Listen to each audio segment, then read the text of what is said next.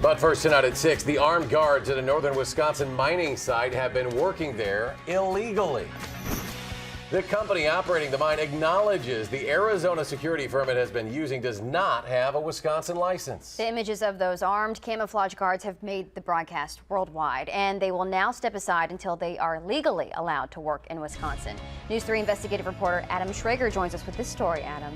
A search of the statewide database showed no sign of Bulletproof Securities, no evidence the Arizona-based firm had a license to do business here in Wisconsin, and no evidence that its workers were allowed to carry firearms in that capacity. The mining company that hired them acknowledged that this afternoon and suspended their services indefinitely.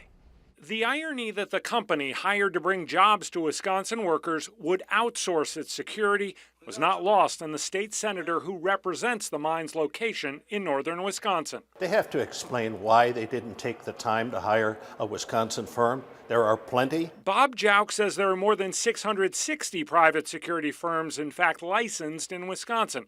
Bulletproof Securities, though, is not one of them. To add the images of these military soldiers that truly look like they just came out of the jungles of Nicaragua in the 80s rather than the forest of northern Wisconsin, people were horrified. The state says Bulletproof Securities intends to apply for a license and that the process could take 2 to 3 days. It could take longer for its workers to take the 36 hours of firearms training that's required by state law to carry a weapon in that capacity. It is very clear that Gogebic has no regard for the people of Wisconsin and no respect for our law. Gogebic Taconite says it will not use Bulletproof Securities again until it's legally allowed to do so. Jauch says the firm should cut its losses and live up to its promise to hire local. They hired a company that broke the law. Now, Gogebic's responsible, but they hired a company that broke the law. Why don't they go out and rehire a company that can comply with the law? The governor's office deferred comment to the Department of Safety and Professional Services. That's the agency that oversees private security firms in Wisconsin.